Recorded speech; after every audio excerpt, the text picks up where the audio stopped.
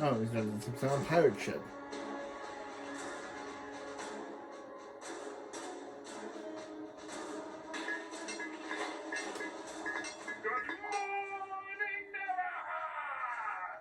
Neverland. Neverland? Does it sound like something you would recognize? I guess. Then that means you will probably check it out. So which is it? I don't hear anymore. All right. As captain of the SS Hollywood. SS Hollywood. The man that you dig faster. We'd work better if we knew what we were digging for. Fool! You're a fool. You are in the world of never had, a world filled with classic stories that have never had a reboot. Isn't that a good thing, though? Fool! There's other insects than food. They're all stories everybody enjoys, so you are more likely to see our reimagining of them. And how would you reimagine them? Nothing like the original. So why would we see that? Mind your own business. Sorry, just ask. No, literally, mind your business. Keep digging for more business or I'll kill you. Oh, right. Hey, I found an Alice in Wonderland. No, Burton already destroyed that one. How about Dr. Dolittle? No, that got reimagined twice. What about Hansel and Gretel? Horror films have weirdly been rebooting that a lot. Ooh, how about Peter Pan?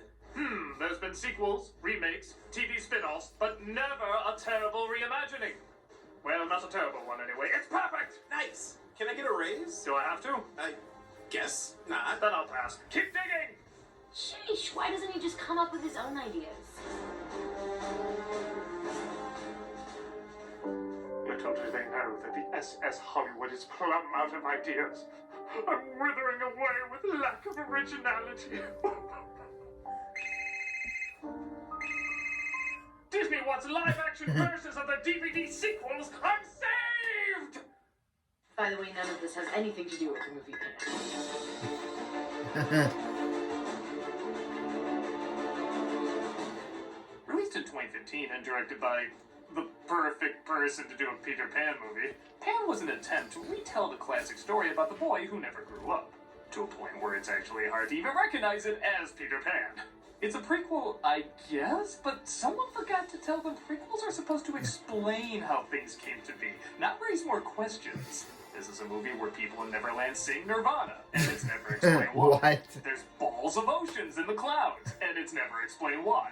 Nuns hand over children to pirates. Oh. Wait, I'm pretty sure that one's in the Bible. You get the point, though. It's not like the story of Peter Pan had to explain everything, but it was consistent.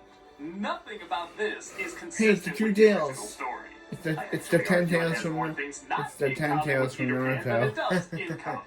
With that said, even if it was its own story, it still wouldn't be that great. The characters are bland, the story is stale, and outside of a few visuals, it's surprisingly not that interesting. The best way to see what went wrong is to dive in and take a closer look. This is The Pan. Sorry, I thought this was a DC reboot. Yeah. The film opens with a narration making it clear this isn't the story you thought you knew. Oh. Because sometimes friends begin as enemies, and enemies begin as friends. Oh. That's a nice. She's talking about Lex Luthor and Clark Kent in Smallville. And I honestly wouldn't even mind if it was a more interesting story at its core. But it starts off with Peter's mother, a resident of Neverland, dropping off Peter at an orphanage. Or tell me if you've heard this one. They're a bunch of a-holes. You may reflect on your festering souls. Your souls that fester, as do the leaves. What? That nun clearly thought that looked more badass than it did. The lunchtime for Robbie Coltrane from Nuns on the Run look, I don't think it's gonna catch on.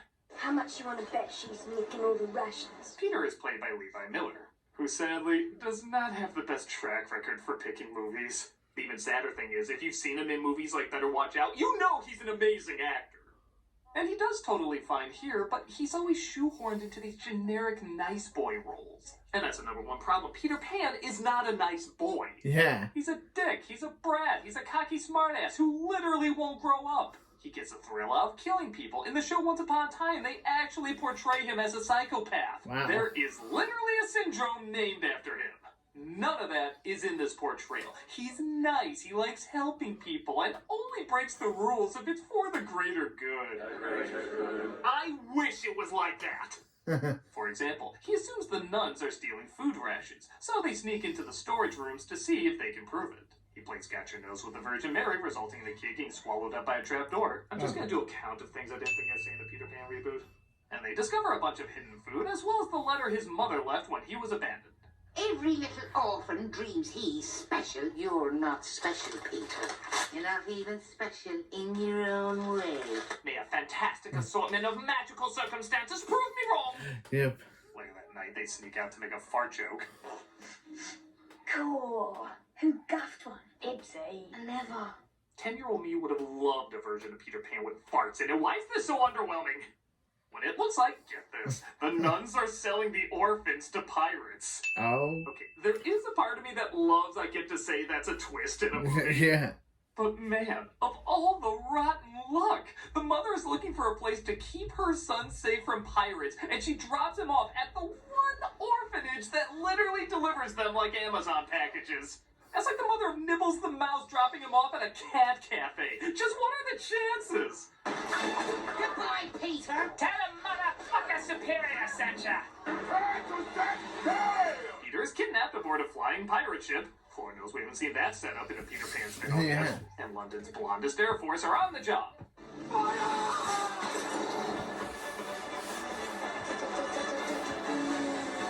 So this is gonna sound odd because it's usually the other way around, but whenever a character is sitting down exploring who they are, the movie's usually pretty bad. But whenever an action sequence occurs, it's surprisingly a lot of fun.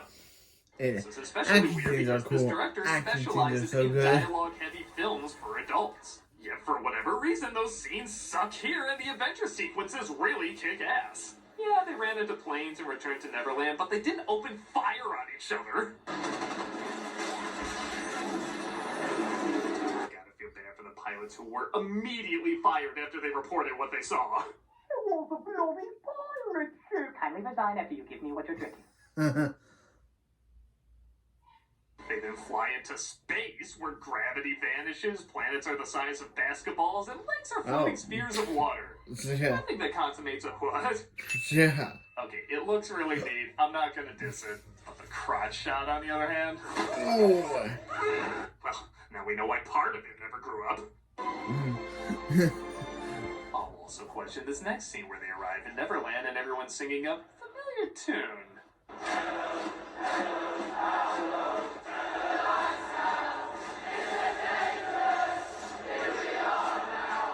Okay, maybe it's this. Time is played around a lot in Neverland, so maybe someone brought that song back with them when they briefly visited the 90s. I'll even say in Hook, the idea was every Lost Boy was supposed to be from a different decade, which explains their different clothes. Even Rufio is technically supposed to be from the 80s. But where that's a nice touch if you really pay attention, this would be like Rufio rickrolling the pirates. You can't just slip that in and expect everyone to follow along. I don't kneel to anyone. You will kneel to out-of-context Nirvana!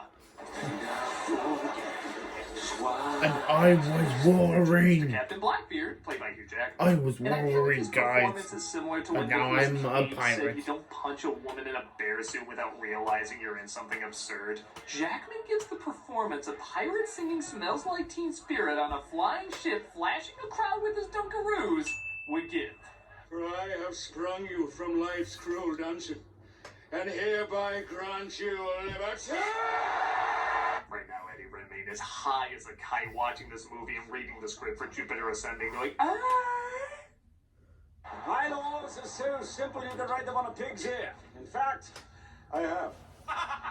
Thank you, Kevin Eubanks. For this, my Who? puppets, is a land of opportunity! Kevin He Eubanks. kidnaps children to dig in the mines of Neverland to find fairy dust.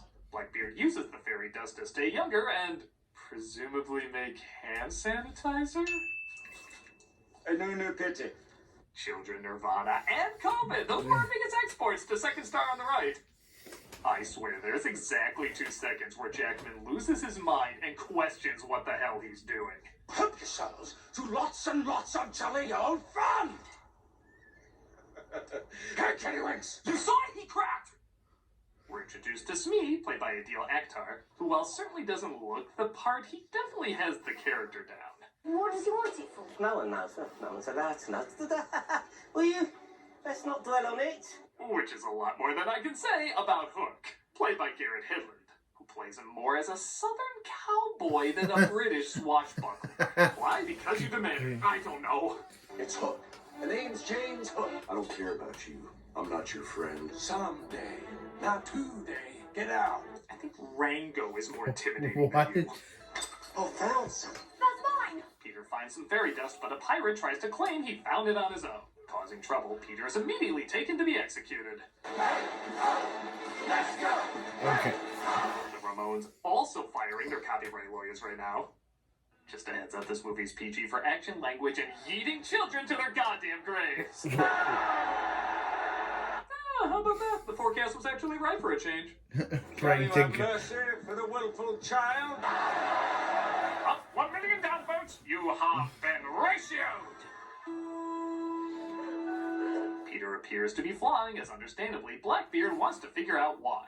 Neverland is a dream from which you never wake. Your sleep is so heavy, so deep. What's even harder to understand, though, is why he keeps altering his performance. Sure, we've seen over-the-top acting like this where it goes back and forth between being big and loud and soft and dainty. Even Hoffman's Hook seemed to enjoyably flip-flop like this. But where Hoffman still gave us a consistent character, Jackman seems like two completely different people. Sure me all will be well given the proper time. There is no time when I'm under rejuvenation! Yes? It's almost like he had two different Yeah, directors yeah. each day. Drowning.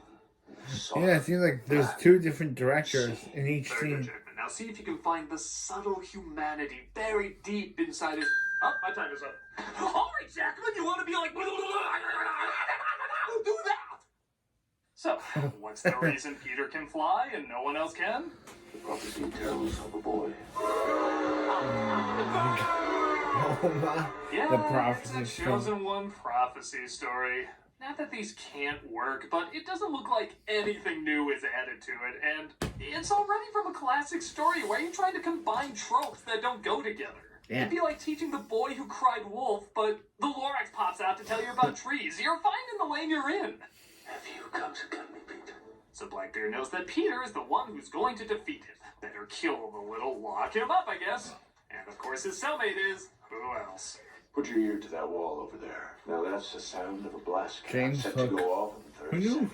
Captain Hook's name was James? You'll help me Did find you them. miss the 30 seconds part? I don't care if he said I had 5 minutes. I would move the hell away from there. Funny enough, it does literally blow up in his face, but it doesn't even scratch him. We have a deal, gentlemen. Well, my spine is completely melted. Onward to adventure!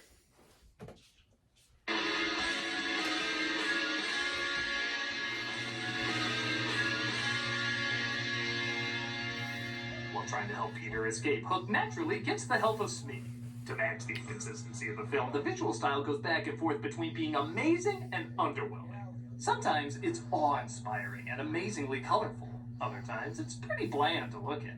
But I will say, it is always a giant-looking production.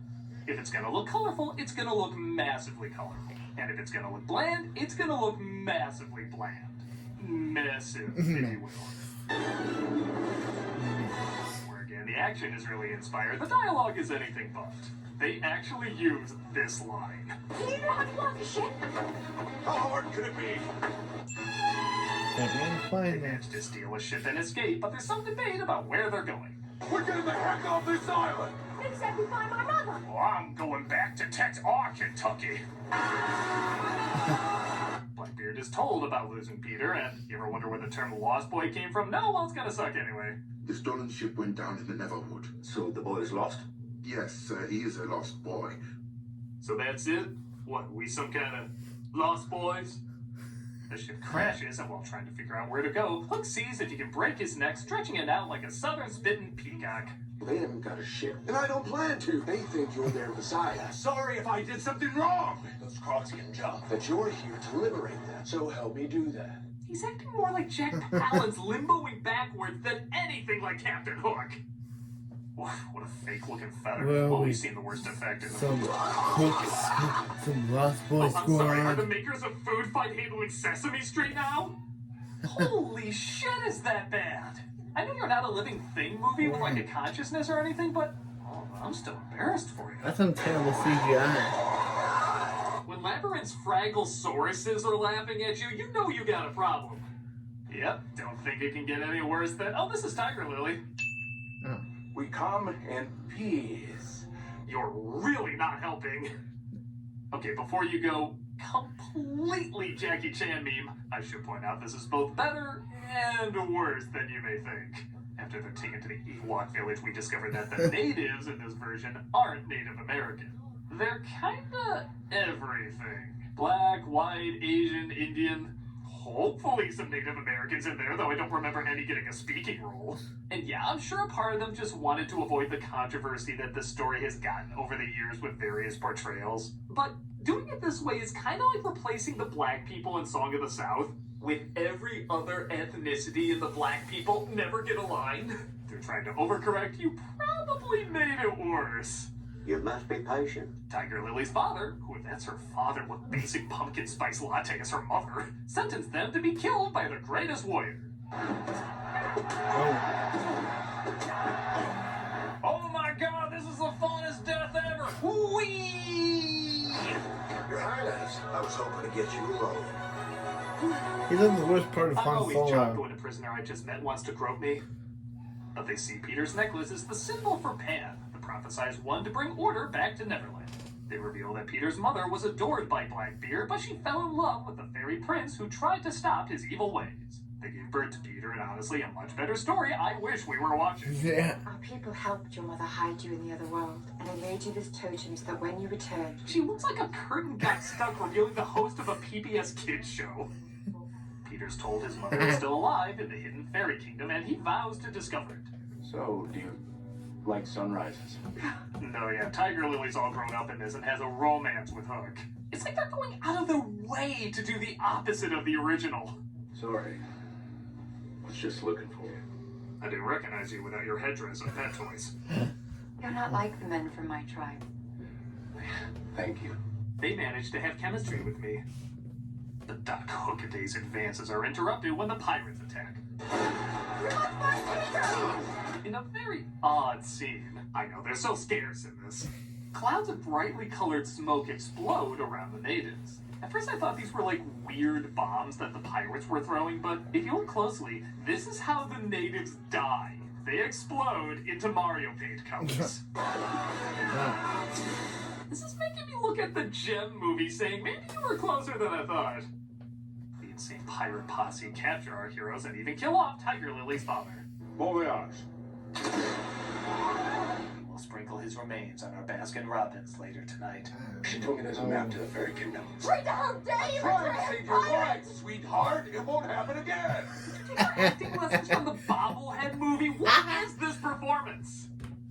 And because we know you really wanted more of those amazing Neverbird effects. And you know that the studio that made Gem and Pitch Perfect was a better movie than Gem and the Hologram.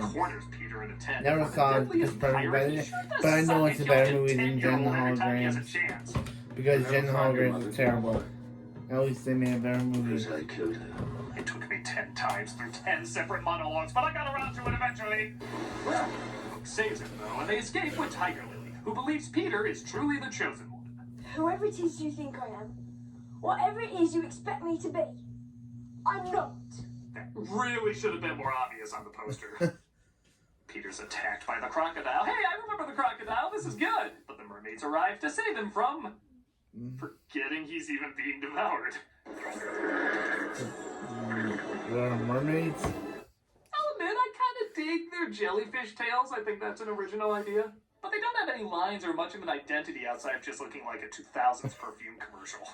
Let's get this ship in the air. Maybelline. Hook decides to go it alone, but Peter and Tiger Lily decide it's best to find the hidden kingdom of the fairies, and they use his necklace as a key to open it up. But somehow all of the pirates followed and snuck up on them without ever being noticed. Aren't you supposed to be like a hunter or scavenger or have ears? Mom tries to protect the kingdom by giving Son the key. Wakey, wakey, rise and shine! You know people who enter a clothing store wearing one thing and leave wearing something else? I feel like he's entering these scenes with one performance and leaving with something different.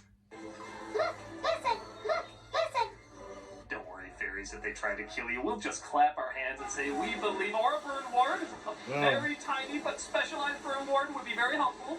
Hook flies his ship in though, and again, I gotta give credit, the action sequences are really entertaining. It looks good, it's creative, you really feel the size, weight, and gravity of every odd thing that's going on.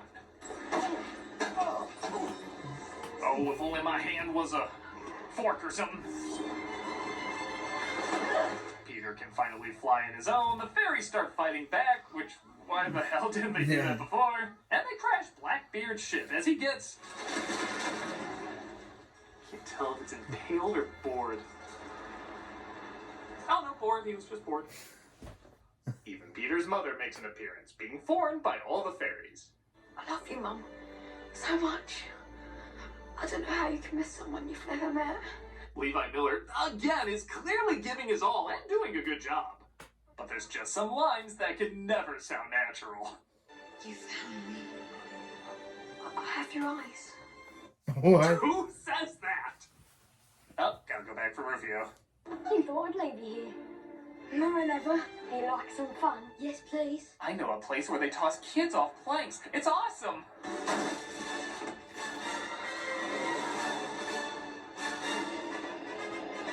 Now all I have is Jesus. Oh, whoops, did we forget to make two of the most famous rivals? We'll always be friends, Hook, won't we? Always. What could possibly go wrong? Any similarities to Peter Pan are purely coincidental. And that was Pan. It's ambitious. The money they spent is clearly on screen for the most part, and it is impressive in scale and size. But it's taking one of the most famous kids' stories of all time and trying to water it down with very stale tropes. This includes generic prophecies, easily digestible messages, and overly stoic characters. Watching this made me realize that the strengths of other versions is the characters' relationships off each other. The best ones rely on the reactions of these very distinct personalities, the cockiness of Pan, the temper of Hook, the properness of Wendy, the savageness of the Lost Boys, the cluelessness of Smee. We like seeing this story even though we've heard it to death because it's fun to see the variations of reactions from these likable characters. These characters have very little personality, and what they do have isn't given enjoyable support. This is a very dull and standard story with, I feel bad because you can tell there was passion behind this. I just don't think they knew how to iron out the details. Whatever version of Peter Pan is most people's favorite, chances are this is one that's not gonna have many people thinking happy thoughts. Okay. But that doesn't mean we shouldn't keep mining. More! We must find more unoriginal ideas to make profits! I'm pretty sure this is anti-union. Oh, quit your bitching! Why can't you be in better spirits like those two? The chart says there's still money to be made! This is the best engagement party ever. Help yourselves to lots and lots of jolly old fun!